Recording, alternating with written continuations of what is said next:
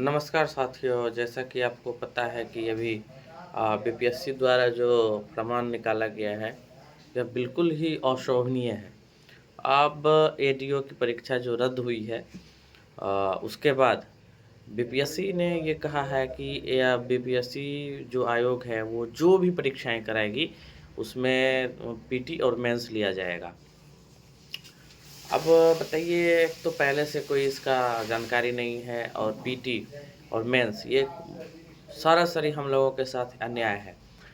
चूँकि बच्चे जो किसी भी बहाली में भाग लेते हैं तो ग्रेजुएशन पास करके वो डायरेक्ट कॉम्पिटिशन में पास करते हैं। लेकिन हम लोगों के साथ ग्रेजुएशन के बाद बीएड करवाते हैं, उसके बाद पीटी के तौर पर स्टेट या सीटेट पास करवाते हैं। उसके बाद हम लोग टीचर के लिए जो है योग्य माने जाते हैं। उसके बाद भी अगर बीपीएससी कहे कि हम शिक्षक भर्ती परीक्षा में पीटी और मेंस दोनों लेंगे, तो ये हम लोगों के साथ अन्याय है। जबकि आपने टीआरई 1, 2, 3 लाखों भर्तियां दी उसमें और डोमिसाइल नीति लागू नहीं था। बाहर दूसरे राज्यों के छात्रों ने डायरेक्ट इसका फ़ायदा लिया और जब बिहारी छात्रों की बात आई, डोमिसाइल लागू हुआ, तो आपने उसमें क्या कर दिया कि पीटी और मेंस दोनों लेंगे। तो यह तो बिहार के बच्चों के साथ, बिहार के छात्रों के साथ आपने अन्याय करने का काम किया है। अब बताइए, ये कहाँ तक उचित है?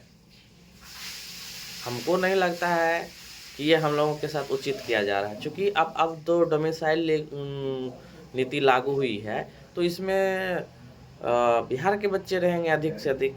और जब बिहार के बच्चे रहेंगे तो आप उसको पीटी फेस करवा रहे हैं, फिर मेंस करवा रहे हैं, जबकि अन्य राज्यों के बच्चे आए थे तो उस समय आपको ये नहीं दिख रहा था। तो हम लोगों के साथ अन्याय है। दूसरी बात, टीआरई 4 की जो बहाली है, उसमें माननीय मुख्यमंत्री नीतीश कुमार जी ने ही घोषणा किए थे कि लगभग 1 लाख पदों पर बहाली होगी चुनाव से पहले। और चुनाव बीत जाने के बाद भी शिक्षा मंत्री का जो बयान आया है कि भाई 50,000 बहाली देंगे, तो 27,000 बहाली देंगे, तो 46,000 बहाली देंगे। और चुनाव हो गई, सरकार बन गया, फिर दूसरी बार सरकार बना लिए और अभी तक उसका कोई नोटिफिकेशन ही नहीं जारी हो रहा है। और बार-बार छात्र आंदोलन कर रहे हैं, पिटाई कर रहे हैं उनकी, आप लोग मार खा रहे हैं। और आप ऊपर से नया एक फरमान ला के दिए हैं कि आप पीटी और मेंस करो। इससे क्या साफ जाहिर होता है कि बिहार की सरकार जो है वो छात्रों के हित में कार्य नहीं कर रही है। हम लोगों को मजबूरन जो है मजदूर बनने के लिए अब वो ये प्रयास कर रहे हैं। इसका तो साफ तौर पर यही है। तो हम लोग माननीय मुख्यमंत्री एवं शिक्षा मंत्री से यह आग्रह करेंगे कि आप इसे लागू ना होने दें। हम लोगों के हित में यह कहीं नहीं है, किसी तरीके से भी नहीं है। हम लोग इसका विरोध करेंगे और एक बड़ी आंदोलन करेंगे। और हम तमाम साथियों से कहेंगे कि आप लोग शेयर करिए, अपनी आवाज़ को बुलंद करिए, लाइक करिए और आप लोग अपना सुझाव दीजिए। क्या यह फैसला हम लोगों के पक्ष में है?